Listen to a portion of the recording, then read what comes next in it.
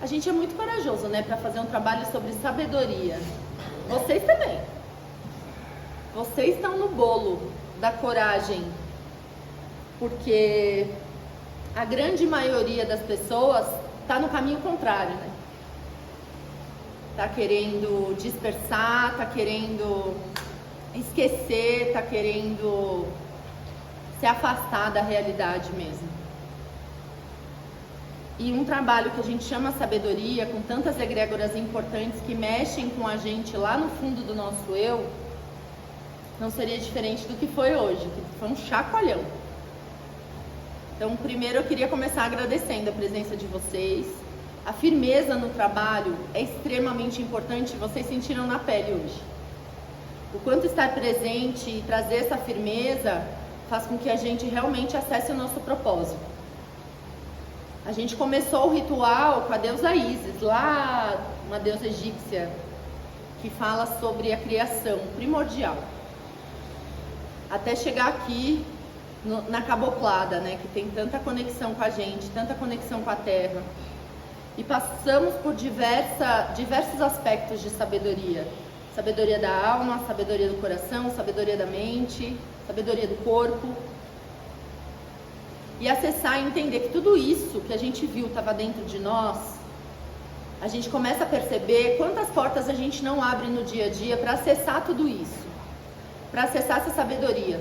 O quanto a gente sucumbe aos medos, às ansiedades, na hora que o calo aperta.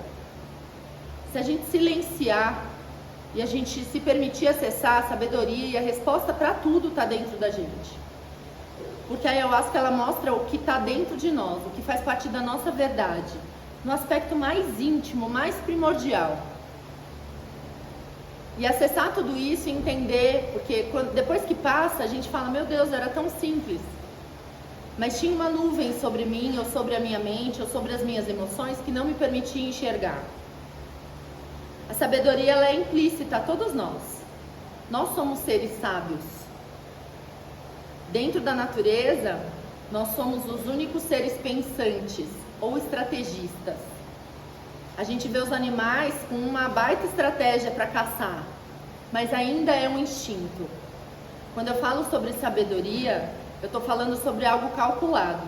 A gente tem a destreza de conseguir calcular cada passo que a gente vai fazer.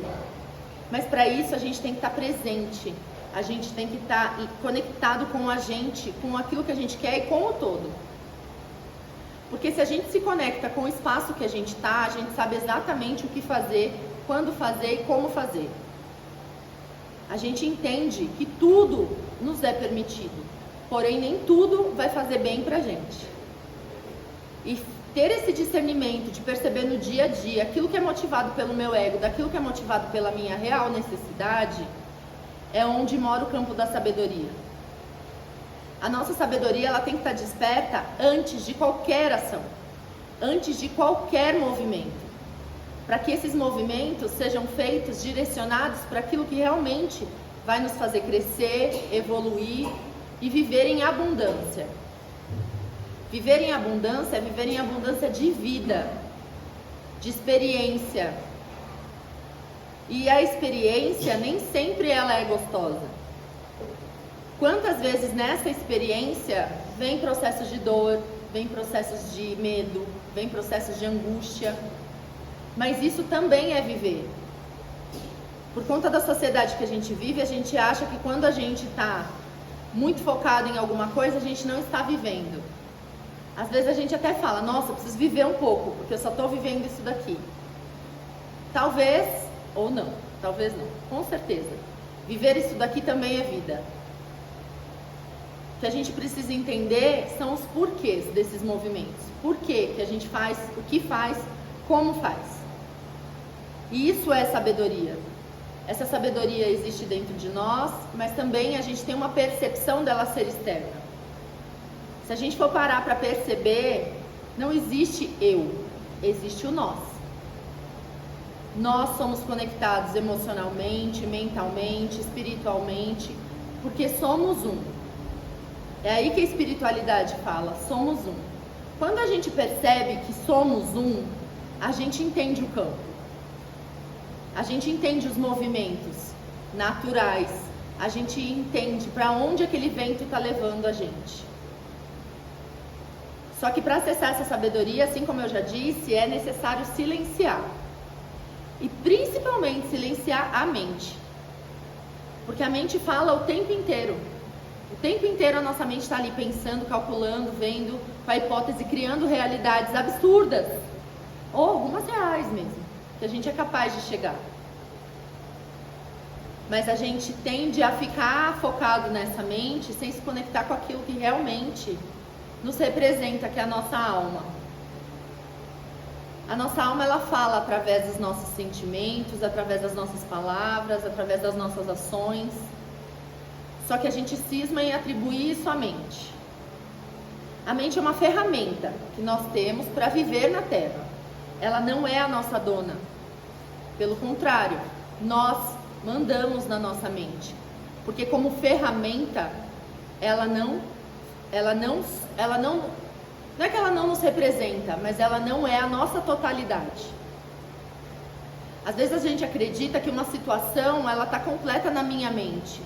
Mas a minha mente, ela me mostra uma perspectiva, um ponto de vista único que parte do meu eu para com a situação que eu estou analisando. Quando a gente fala sobre a consagração de medicinas da floresta, a gente está falando sobre expansão de consciência. O que significa na prática essa expansão de consciência? É eu me abrir para outras perspectivas, para outros olhares, para como aquilo pode funcionar se eu tiver de outro lugar. Porque daqui eu vejo um pedaço da Cíntia, ela está coberta sobre o mastro ali que está segurando o celular. Se eu fizer assim, eu vejo ela completa. E às vezes o que nos falta é esse movimento, de dar um passinho para o lado, de ouvir as pessoas que eu realmente confio, para entender se elas me apresentam uma perspectiva maior sobre o problema ou sobre o desafio que eu estou passando. E quando nos unimos no nós, e de novo, eu estou falando de pessoas confiáveis, porque não adianta você ficar falando sobre os seus problemas no ponto de ônibus. A gente precisa entender quais são as pessoas que realmente estão com a gente. E ser humano é ser humano. Ser humano é luz e é sombra. Sabe quando a gente vai no médico e vem um laudo que a gente fala, meu Deus do céu, isso daqui é pesado? A gente geralmente busca outra opinião. Mas a gente tem que fazer isso na vida. A gente tem que se abrir para as novas perspectivas, porque isso é sabedoria. E a sabedoria parte do princípio de que eu não sei tudo. A frase célebre que diz, só sei que nada sei, foi dita por um sábio. Porque é engraçado, mas quanto mais a gente sabe que a gente não sabe de nada. Mais a gente percebe o quanto há para saber, o quanto há para aprender, o quanto há para adquirir. E se a nossa ânsia não for sobre isso, a gente vai fazer com que a nossa encarnação seja só mais uma. Onde a gente veio e não desenvolveu nada. O universo, tudo gira numa espiral para fazer a gente crescer. Mas existe um livre-arbítrio. E em cima dele a gente pode paralisar, sim. Principalmente se a gente continuar buscando distrações. A gente continuar buscando ilusões. Porque a ilusão, ela não faz parte da realidade. A ilusão é você se colocar num lugar mais ameno quando o bicho está pegando. Julgo? Não. Não mesmo. Porque tem dia que a gente quer mesmo esquecer um pouco, porque faz até bem oxigenar a mente, mas a gente tem que entender que aquilo ali depende da gente.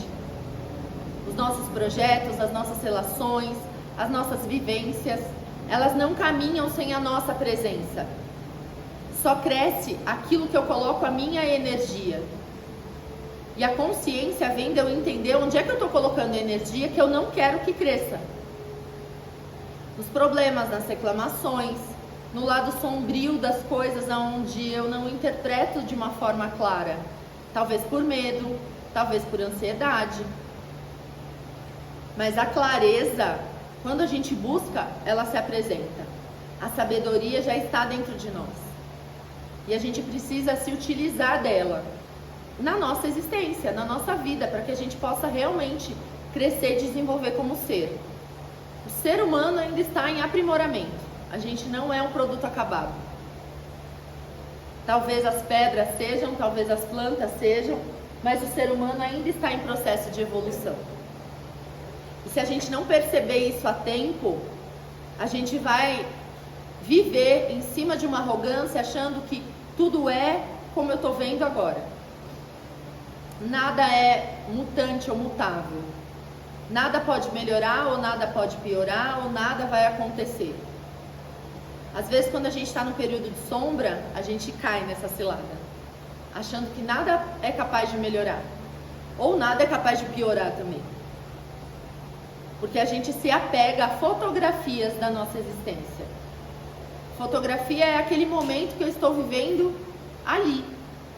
Passou aquele momento, acabou. É outra realidade. E é outra realidade. E é outra realidade. Para quem é mais antigo ou estuda coisas antigas, sabe que para passar o filme no cinema era diversas fotografias num rolo gigantesco. E aí essas fotografias criavam um movimento que dava a sensação de movimento na tela. Hoje está tudo digitalizado, bem mais bonito, né? Mas a nossa vida funciona mais ou menos como aquelas fotografias. Uma fotografia de agora não vai ser a daqui 5 minutos. E se a gente tem a sabedoria de perceber isso e entender que a nossa intervenção pode mudar o movimento, aí a gente realmente caminha. Mas caminhar não quer dizer não ter problema. Caminhar quer dizer que a gente vai entender que os desafios virão para nos aperfeiçoar. Às vezes eles vão bater na porta, ou quase sempre. Que é exatamente para mostrar pra gente que olha como pode ser. Olha que pode piorar, olha que pode melhorar. Qual é o lado que você escolhe vibrar? Então, essas percepções a gente precisa levar para o nosso dia a dia. Aquilo que eu falei no começo, a ayahuasca, ela cura nos dando e nos mostrando soluções. Mas se a gente não fizer, esquece.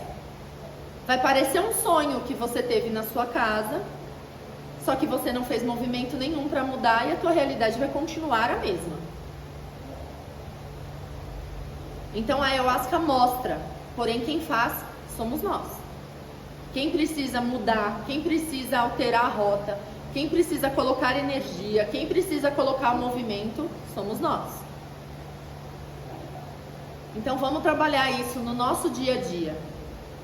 Os nossos trabalhos de um tempo para cá estão focados nessa nova era, onde a nossa percepção é mais abrangente sobre o todo, sobre a nossa própria realidade. A gente começa a perceber o quanto tudo que nós fazemos altera, sim, a realidade. Isso já é comprovado cientificamente. Tudo aquilo que você olha se comporta de forma diferente do que quando você não está olhando. Isso já é comprovado cientificamente. Física quântica. Aos olhos do observador, o objeto se movimenta de forma diferente. Isso quer dizer que a gente tem uma força gigantesca de transformar a nossa realidade. Por pensamento, sentimento e ação. Se a gente começar a olhar para dentro, se a gente perceber esses movimentos, a gente começa a viver essa realidade que a gente cria. Mas, de novo, não se iludam. Essa realidade também terá desafios. Mas a gente já parte por um princípio de um desafio muito mais legal. Se é uma realidade que eu criei. Certo, meus amores?